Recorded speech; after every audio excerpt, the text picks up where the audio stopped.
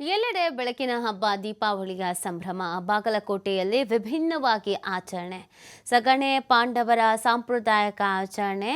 ಆಕಳ ಸಗಣಿಯಿಂದ ಪಾಂಡವರ ಮೂರ್ತಿಯನ್ನ ಮಾಡಿ ಪೂಜೆ ಸಲ್ಲಿಕೆ ಮಾಡೋದು. ಮನೆ ಮುಂದಿಟ್ಟು ನೈವೇದ್ಯ ಅರ್ಪಿಸಿ ಪೂಜೆಯನ್ನು ಮಾಡಲಾಗುತ್ತೆ. ಮಕ್ಕಳಿಗೆ ವನವಾಸ ಬರಬಾರದು ಎಂಬ ಉದ್ದೇಶದಿಂದ ಈ ಪೂಜೆಯನ್ನು ಮಾಡಲಾಗುತ್ತೆ. ಒಂದೊಂದು ಕಡೆಯಲ್ಲಿ ಒಂದೊಂದು ಆಚರಣೆ ವಿಶೇಷತೆ ಇದ್ದೇ ಇರುತ್ತೆ, ಸಂಪ್ರದಾಯ. ಸೊ ಅದೇ ರೀತಿಯಾಗಿ ಬಾಗಲಕೋಟೆಯಲ್ಲಿ ಈ ಥರ ಪಾಂಡವರ ರೀತಿಯಲ್ಲಿ ವನವಾಸಕ್ಕೆ ಹೋಗಬಾರ್ದು, ವನವಾಸ ಬರಬಾರ್ದು, ಕಷ್ಟ ಬರಬಾರ್ದು ಮಕ್ಕಳಿಗೆ ಅನ್ನುವಂಥ ಹಿನ್ನೆಲೆಯಲ್ಲಿ ಸಗಣಿಯಲ್ಲಿ ಪಾಂಡವರ ರೀತಿಯಾದಂಥ ರಚನೆಯನ್ನು ಮಾಡಿ ಅದಕ್ಕೆ ಪೂಜೆಯನ್ನು ಸಲ್ಲಿಸಿ ನೈವೇದ್ಯವನ್ನು ಅರ್ಪಿಸುವಂಥದ್ದು. ಆಕಳ ಸಗಣಿಯಿಂದ ಪಾಂಡವರ ಮೂರ್ತಿ ಮಾಡಿ ಪೂಜೆ ಸಲ್ಲಿಕೆ ಮಾಡೋದು ಇಲ್ಲಿನ ವಿಶೇಷತೆ ಮತ್ತು ವಾಡಿಕೆ.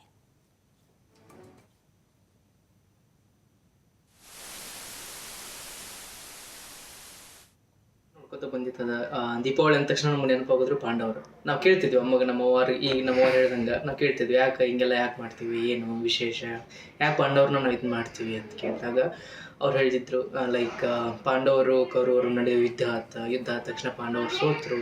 ಅವ್ರ ನೆನಪಿಗೋಸ್ಕರ ನಾವು ಪ್ರತಿ ವರ್ಷ ದೀಪಾವಳಿ ದಿನ ತಂದು ಗೋವಿನ ಸಗಣಿಯಿಂದ ಅದನ್ನು ಪಾಂಡವನ ಮೂರ್ತಿ ಮಾಡಿ ಆ ಮೂರ್ತಿನ ನಮ್ಮ ಬಾಗಿಲದೊಳಗೆ ಇಟ್ಟು ಅದೊಂದು ದೀಪಾವಳಿ ಒಂದು ಸಂಕೇತವಾಗಿ ಪಾಂಡವರ ಒಂದು ನೆನಪಿಗೋಸ್ಕರ ನಾವು ಪ್ರತಿ ವರ್ಷ ಅದನ್ನ ಆಚರಿಸ್ಕೊಂತ ಬಂದಂಥ ಒಂದು ಪದ್ಧತಿ. ಸ್ವತಂತ್ರದಿಂದ ಪಾಂಡವರನ್ನ ಕೌರವರು ಸೋಲಿಸಿದ್ರು ಕೂಡ ಅವರು ಅಜ್ಞಾತವಾಸ ವನವಾಸ ಮುಗಿಸ್ಕೊಂಡು ಬಂದು ಅದ ಕೌರವರ ವಿರುದ್ಧ ನಮ್ಮ ಪಾಂಡವರು ವಿಜಯವನ್ನು ಸಾಧಿಸಿದ್ರು. ಸೊ ಅದು ನಮ್ಮ ಧರ್ಮದ ಒಂದು ಸಂಕೇತ, ಆಮೇಲೆ ಧರ್ಮದ ಗೆಲುವು ಅದು. ಸೊ ಅದಕ್ಕೋಸ್ಕರ ನಾವು ಏನು ಮಾಡ್ತಿದ್ದೀವಿ, ಪ್ರತಿ ವರ್ಷ ದೀಪಾವಳಿ ದಿನ ಪಾಂಡವರನ್ನ ನಾವು ನೆನಪಿಸಿ ವಿಜಯದಶಮಿ ಅಂತೂ ಅದು ದೀಪಾವಳಿ ಮತ್ತು ವಿಜಯದಶಮಿ ಕೂಡೇ ಬರೋದ್ರಿಂದ ನಮ್ಮ ಸಂಕೇತವಾಗಿ ನಮ್ಮ ಪಾಂಡವರನ್ನ ನಾವು ವಿಜಯಶಾಲಿಗಳು ಅಂತ, ಧರ್ಮದ ವಿಜಯಶಾಲಿಗಳು ಅಂತ ನೆನಪಿಸ್ಕೊಂಡು ಪ್ರತಿ ವರ್ಷ ನಾವು ಅವ್ರನ್ನ ಪಾಂಡವರನ್ನ ಮೂರ್ತಿಯನ್ನ ಮಾಡಿ ಗೋವಿನ ಸಗಣಿಯಿಂದ ನಾವು ಅದನ್ನ ಸಂಭ್ರಮಿಸ್ತೀವಿ ದೀಪಾವಳಿ ದಿನ.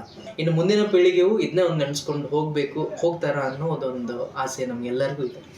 ದೀಪಾವಳಿ ದಿನ ಹಿರಿಯರ ಕಾಲದಾಗ ಏನು ಹೇಳ್ತಿದ್ರಂದ್ರಪ್ಪ, ನಮಗೆ ಅವರು ಪಾಂಡವರವರು ಕೌರವರು ವನವಾಸ ಆಡಿ ಅವರು ಪಾಂಡವರವರು ಗೆದ್ದು ಕೌರವ್ರನ್ನ ಸೋಲಿಸಿ ವನವಾಸಕ್ಕೆ ಹೋದ್ರೆ ಅವ್ರ ಪದ್ಧತಿ ಏನೈತಿ, ನಮ್ಮ ಉತ್ತರ ಕರ್ನಾಟಕದ ಮಂದಿ ಬಾಗಲಕೋಟೆ ಜಿಲ್ಲೆದೊಳಗೆ ನಾವು ಹೆಂಡಿ ತೊಗೊಂಡು ಅವ್ರನ್ನ ಪಾಂಡವ್ರು ಮಾಡಿ ದೀಪಾವಳಿ ಪಾಡ್ಯ ದಿವಸ ಬಾಗಿಲಿಗೆ ಕುಂದಿರ್ಸಿ ಅವರಿಗೆ ಶಾಗಿ ಹಾಕಿ ನೈವೇದ್ಯ ಮಾಡಿ ಆ ನಂತರ ಅವರಿಗೆ ಉತ್ತರಾಣಿ ಕಡ್ಡಿ ಅಂಬರಿ ಹೂವು ಎಲ್ಲ ಇಡಿಸಿ ಅವರಿಗೆ ಮೊಸರು ಅಂಥೇಳಿ ಚಿಂಬಿಡ್ಸ್ಬೇಕು ಅವರಿಗೆ. ಹಂಗೆ ಪದ್ಧತಿ ಐತಿ ನಮ್ಮದು, ನಾವೊಂದು ಮಾಡಲೇಬೇಕು.